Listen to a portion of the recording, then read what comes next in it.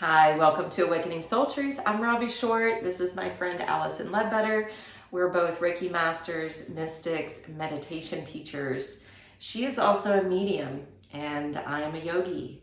And today we are discussing the third Klesha, poison or affliction of the mind that can create suffering. And that's ego. Yeah, or overthinking everything. The logical. Over logic without intuition. I love Eckhart Tolle's statement, turning that into an acronym of edging God out. It's my favorite. Edging God out. We have talked about ego a lot in our past videos, so we're going to keep this pretty brief. But the ego is basically what we get caught up in, our likes, our dislikes, the attachments or aversions. Yeah. The ego governs attachments and aversions and keeps you wanting to go back to them. The ego's never satisfied. It's saying more and more and more and more. Unless you release the ego, put the ego in its place. Let it only be a tool to navigate the physical world, but not to control the physical world. Yeah, and we talked about this a lot with the solar plexus in our chakra series at the beginning of this year. So if you go back into the catalog of our videos, if you go to the third chakra or solar plexus, this is the indwelling place of the ego. And so we detail it pretty well. Yeah, that's great. Don't fall into the trap of the ego. So if we're ascending, if we're evolving, we're moving beyond the egoic state into the heart space. And we're also descending. We're also going from logical mind into the heart space, because this is the safe place of navigation. And not right here in the heart, like right here, right above it. This is where the heart chakra is. This is where your soul is. And this is the place where you can really engage the mind and the ego to help as beautiful allies and tools, but not to be in control. So this morning I was teaching a class. I usually teach on Tuesday morning. It's usually a normal temperature class. Yeah. But the owner asked me to teach a warm flow, which was fine. It's 85 degrees. I'm okay with that. So we had a packed house, and there was a person who brought her niece up from Florida who doesn't have a lot of yoga experience, and she threw her into this class.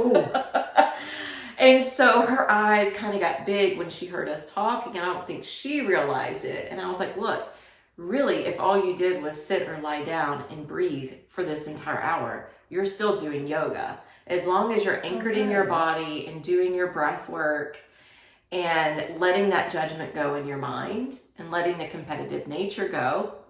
And she literally laid there the entire class. Oh, beautiful. And that was fine. That she did the best approach of releasing the ego. Yeah, that was my point. Because she didn't let the ego run her out the door. She had the biggest smile on her face when she left the class. She got what she needed. You know what I love about this? What? I love that you're so open-minded and not attached to how you want the students in your class to perform. Yeah. You're not attached to, I'm going to get you there. You're like, you got to do what you need to get there. Yeah. I'm just here as a tool. Do what you need to. I'm just giving suggestions. You're holding space. There's a difference. Okay. You're holding space for people to do what they need to do to connect to their heart, to connect to their essence, authentic self. Okay, so we're going to drop in. We're going to drop in and create authentic self moments. We're going to let go of ego. And to be really, really, really clear, a lot of our overthinking is a projection of ego.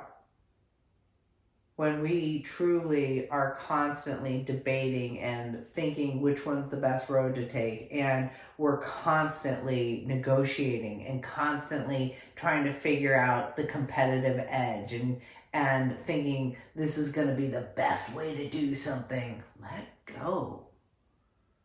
Chill out. competition is really a form of ego. I was thinking that one of the greatest things that humanity needs to heal right now is competition. Competition, this constant I'm better than you or you're better than me, I can do this job better, is really off the mark in our relationship with the divine. I don't compare myself to you to know God, to understand God. This competitive world really has brought great harm to our self-value. We're valuable as individuals. We're valuable in our skill set. And when you compare to somebody else, you really lose sight of your contribution. It's really comparing apples to oranges. Absolutely, every time. They're both equally good. Even if you're like both handyman, or even if you're both yoga teachers, or both massage therapists. Or Reiki masters. Yeah. Or mediums. Yeah, I mean, truly, we all have our own specialized area. And I help a certain group of people and I attract them and they come to me. And you help a certain group of people and they're attracted to you and they come to you. And until I send them to you. Well, that was because it's a different skill set. Right. And then I send them back to you. Yeah. But truly, one thing you learn about the ego is don't fall victim of competition.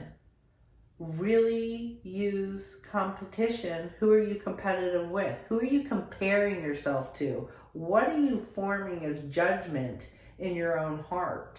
I see this becoming almost epidemic in the spiritual world. Yeah. And that's unfortunate. You meaning explain a little wanting more. to up the next person, wanting to outdo the next person, wanting to be the person that has the answers, or I don't know, I'm just seeing it more and more in the spiritual community. That's the way a lot of religious, spiritual people fall. We were talking about that earlier, you and I, just how important it is to be humble in your gifts, to be grateful. I think grateful is one of the best ways to navigate being the best that you can be. When you're grateful and you're non-competitive and you have humility, you're truly aligned with love.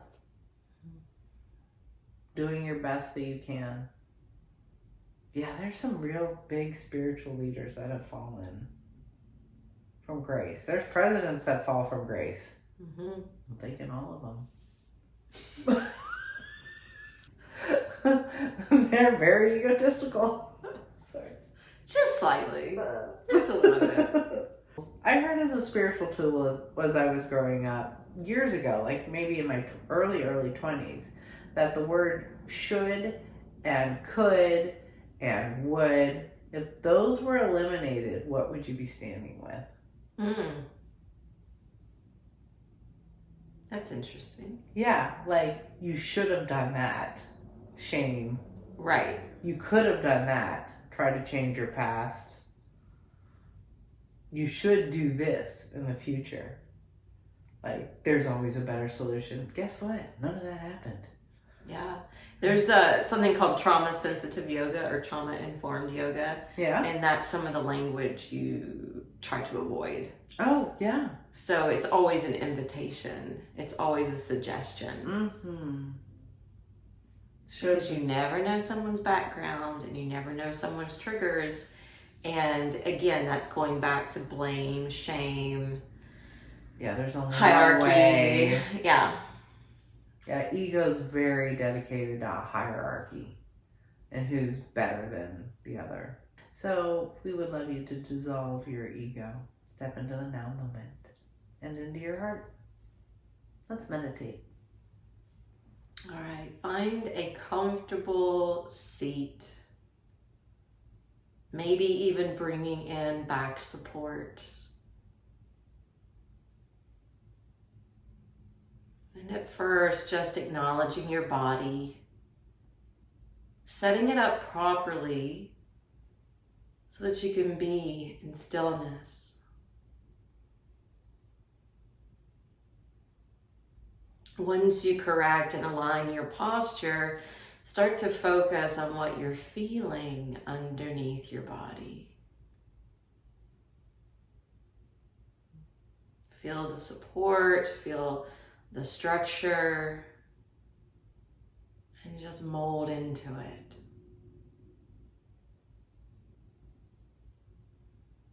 Become one with it.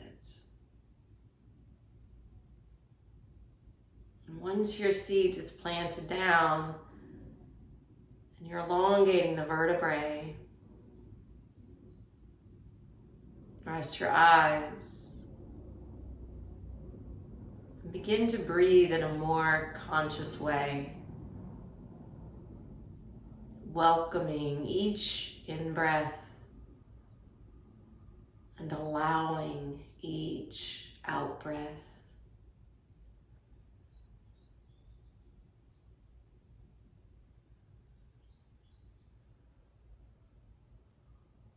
When you're opening up the flow of the breath, acknowledge the inhalation rising,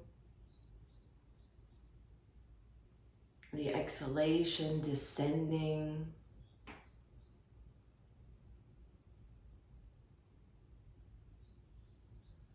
And as you're following this influx of energy, remember what we said earlier. To rise above the ego and to get stationed in the heart.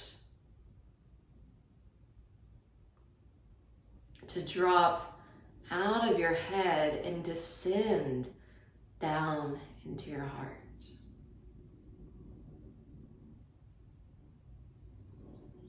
I awaken the wisdom of my heart.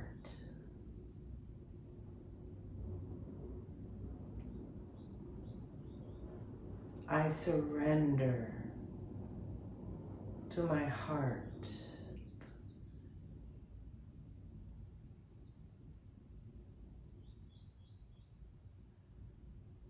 With each breath, just observing your thoughts, always returning back to this rise and fall.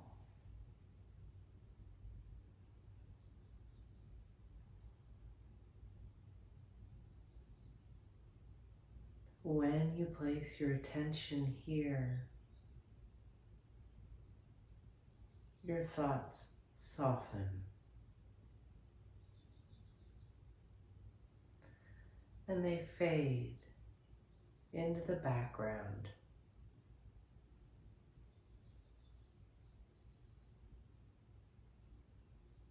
I am releasing my habitual thinking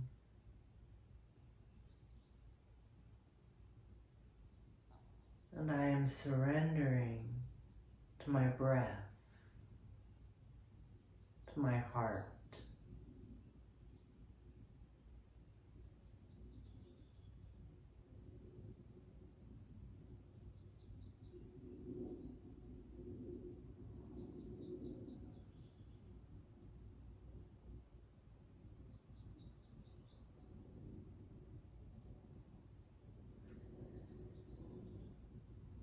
I can trust the wisdom of my heart.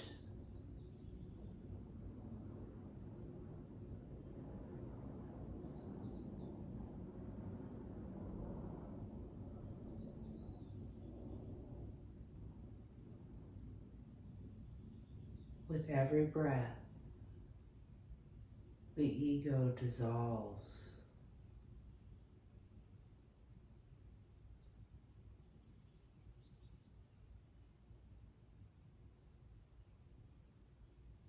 With every breath, you connect with the wisest part of your being.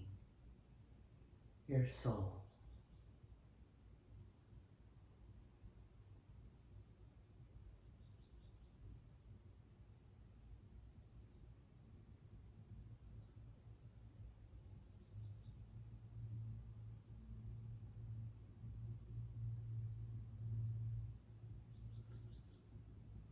I surrender to my own heart.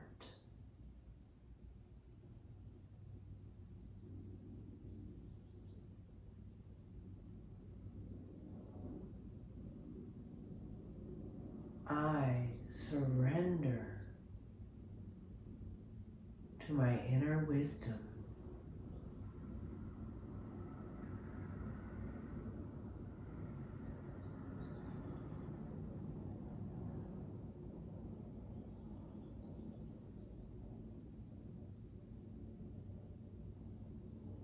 Allow this space to really expand.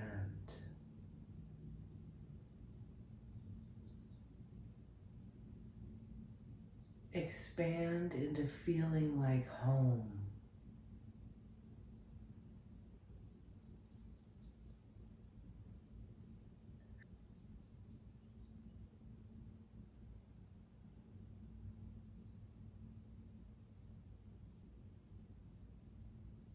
Feel the appreciation that your divine essence has for you.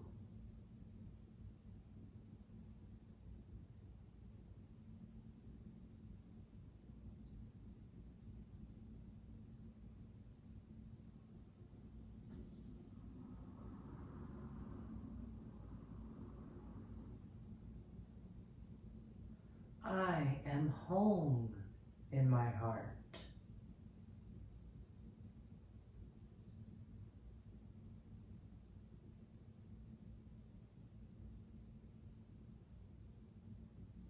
I am connected to the greatest wisdom and truth innately inside of me.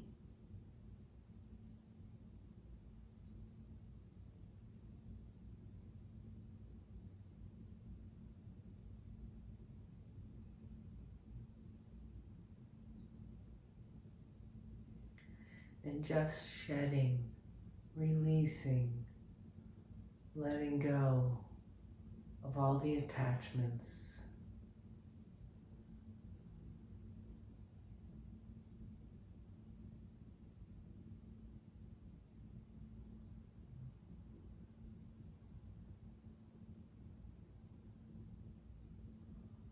I trust my heart's unfolding.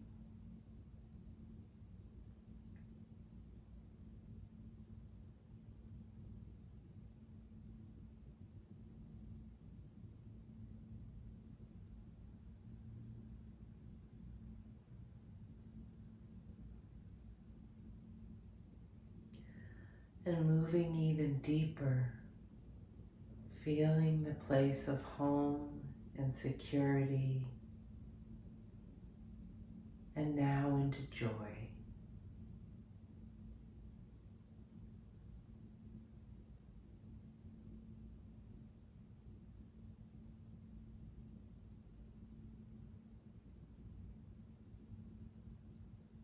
I am accepting the divine's celebration of who I am.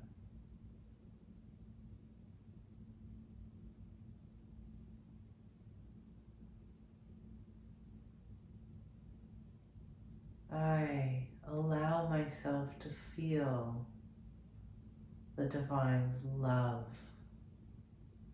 and acceptance for me, just the way I am.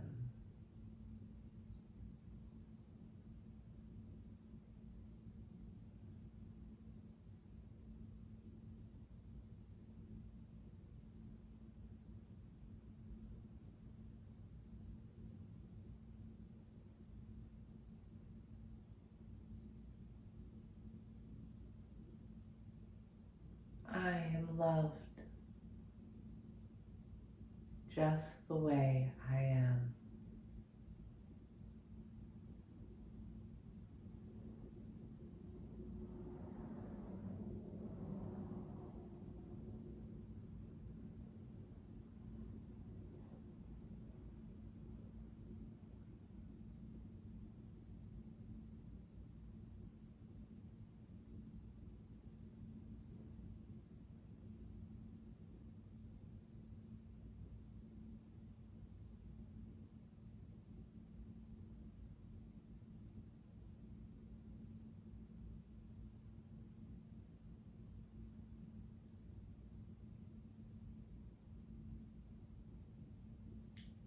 I am love.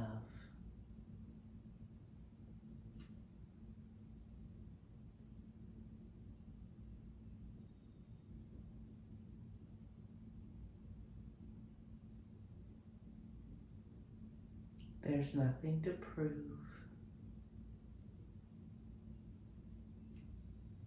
I am just me.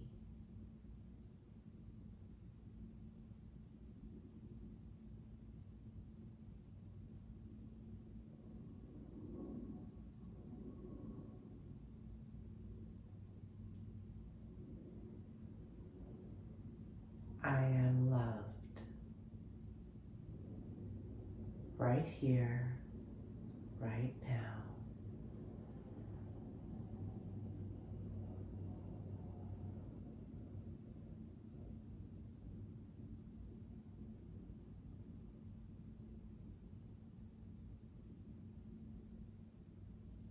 Pure joy and acceptance.